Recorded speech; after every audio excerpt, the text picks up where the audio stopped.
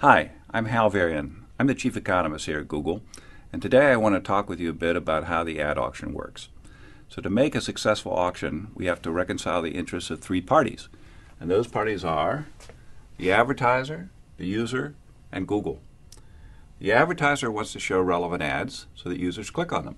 The users want to see relevant ads. They don't want to be bothered with spam or other irrelevant material. And Google wants to make a good experience for both the advertisers and the users so they come back and use our services in the future.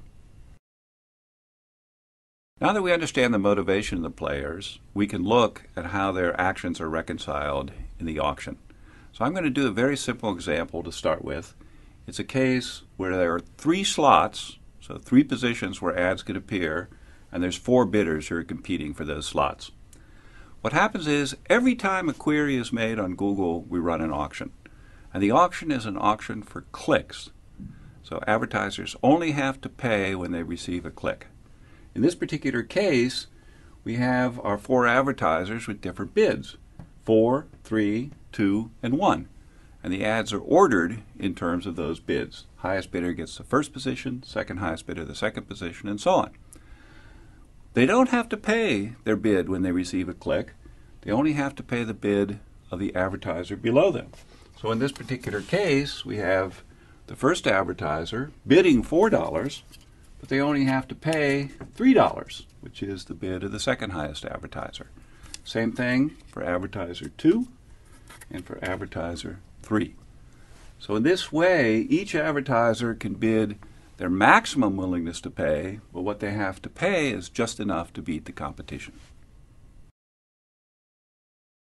So I told you that was a simplified version of the auction. Let's try to do something a little more complicated. What's left out of the example I just gave was the concept of ad quality. So remember, users want to see relevant ads, advertisers want to present relevant ads to users, and Google wants both users and advertisers to have a good experience so they come back and continue to use the system. So what we're concerned with at Google is making sure that the ads that are shown to users have a high ad quality. So what is quality score? So there are three components of the quality score, and the biggest one by far is click-through rate.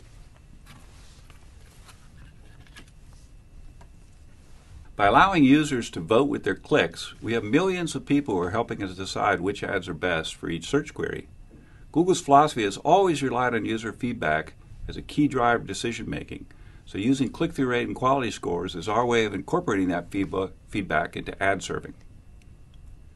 Relevancy is the second largest component of quality score.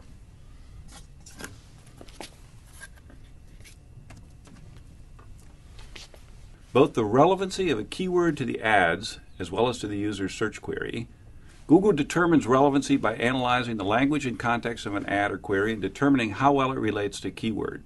Google uses relevance to make sure that only useful ads are displayed to users, and it prevents advertisers from paying their way onto a search that's unrelated to their product or service.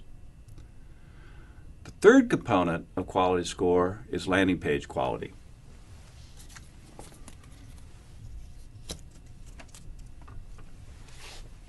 An ad is only useful to a user if the landing page that it leads to helps them find the information they're looking for. A high-quality landing page should have relevant, original content, be easily navigable with quick load times, a minimum pop-ups or pop-unders, and be transparent about the nature of your business, how your site interacts with a visitor's computer, and how you intend to use a visitor's personal information. So how does this quality score affect the way the auctions run? What we do is we have a concept of ad rank. And ad rank is going to be the bid of the advertiser times the quality of the ad. So in this particular example, I've got four advertisers.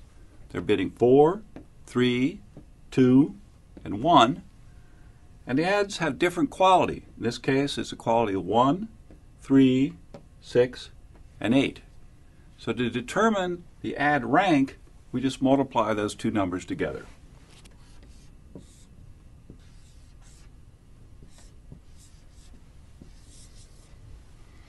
And then what we do is we rank the ads by the ad rank. So the best performing ad here is 12. Second best is this ad at 9. Third best is this ad. Then up here, the advertiser is bidding 4, has such a low quality that it doesn't get shown at all. So now we know how the ads are ranked. How much do I actually pay for a click? Well, we use the same logic as in the simple example I presented a few minutes ago.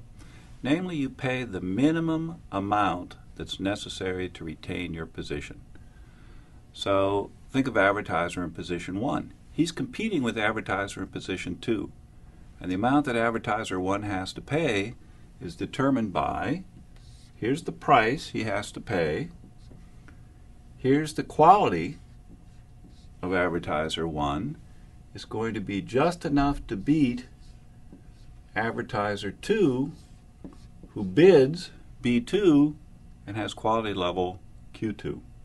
So if you solve that equation, the price that advertiser 1 has to pay, his actual CPC, is going to be the ad rank of the advertiser below him divided by the quality score of advertiser 1.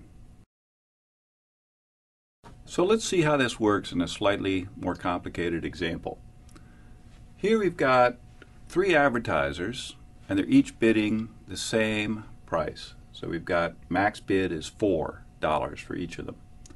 But they have different qualities. In this case, the quality is 8, 6, and 3. So the ad rank is determined by multiplying the bid times the quality to give us ad ranks of 3, 32, 24, and 12. So what determines the price? Well, the price is going to be the ad rank of the advertiser below divided by the quality score of the given advertiser. So in this particular case, it's going to be 24 divided by 8, or 3. In this case,